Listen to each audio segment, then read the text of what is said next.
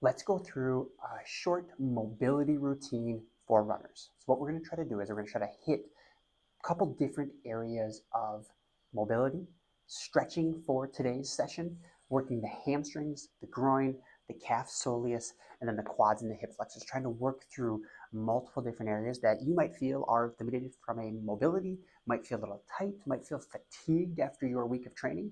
We're going to spend short 10 minutes trying to go through a quick routine. So for this, the first thing we're going to do is going to be a seated hurdler stretch. So you're trying to find this position here. The hand that's close to the leg that's moving or that's extended, you can reach, and we're trying to just feel a nice, gentle stretch. I don't want you to get that grimace on your face. I don't want you to feel like, oh, it hurts so good. A nice, gentle stretch. The thing with mobility is we need time and attention. We need a little bit of force for a long duration of time to help create some change. So holding this position for 30 or 60 seconds is going to be beneficial. The other thing with this stretch is try not to necessarily bend from the back, but stay tall and hinge your hips backwards will help you feel a more static, more sustained stretch versus feeling it through your back.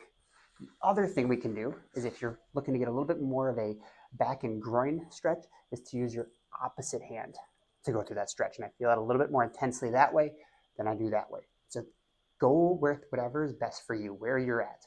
If you feel a good stretch here, that's appropriate. If you're like, I'm not feeling as a big of a stretch, there's not much there, and you can rotate and feel like, okay, that feels good, but it's a good stretch, not a hurt stretch, you can do that. 30 seconds to 60 on that side, 30 seconds to 60 seconds on this side. Alternate back and forth, 2 or 3 rounds on each side, depending on how much time you have. You might feel a little bit different one side versus the other. You can spend a little bit more time with that one side, and then we'll head into the next stretch. So after we do the hamstrings and the groins, we're going to work hamstring and groin. We're going to work into the calf soleus complex. So for this one, let's have you stand. I'm going to use the wall to help me. Sorry about that. Wall to help me balance. Get into this position here where my leg is back behind me. I'm going to lock out my knee and just kind of lean forward and push through that calf. So you're going to be here, kind of stretching through that calf. Hold for 30 to 60 seconds, and then drop that knee and stretch again through that same side, 30 to 60 seconds. You should feel the stretch shift. Some people don't feel much of a stretch here because they don't have as big of a limitation. So those are the folks that feel like they have to really let that heel drop off the edge of a staircase or push it up against the wall. For right now, let's just feel a nice gentle stretch through that calf and then go into that bent knee position. Afterwards, switch to the other side. You might feel, oh, I actually feel more of a stretch here with my bent knee than I did on the other side. But that gives you insight into which leg, which area do you need to spend a little bit more time with. And then make sure we get the knee straight as well as the knee bent.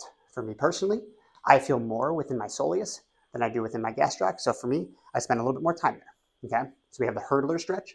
We work in the hamstring, some of the groin. You can use the same arm or the opposite arm to get a little bit different pull, a little bit different stretch, but make sure it's a comfortable stretch that you can sustain and talk and breathe through for 30 to 60 seconds.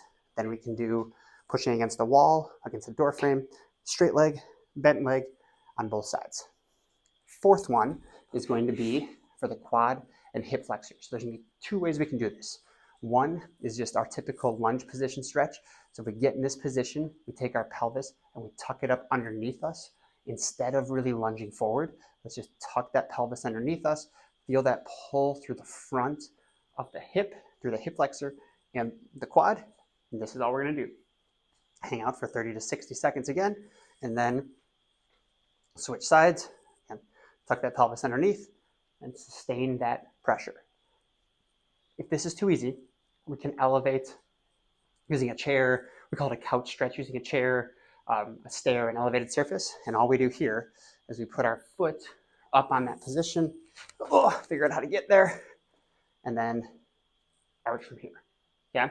So most people will feel it this way, and then some will want to push back and go into this position here, and again, tuck their pelvis up underneath them and feel that more aggressive pull through their quad and through their hip flexor.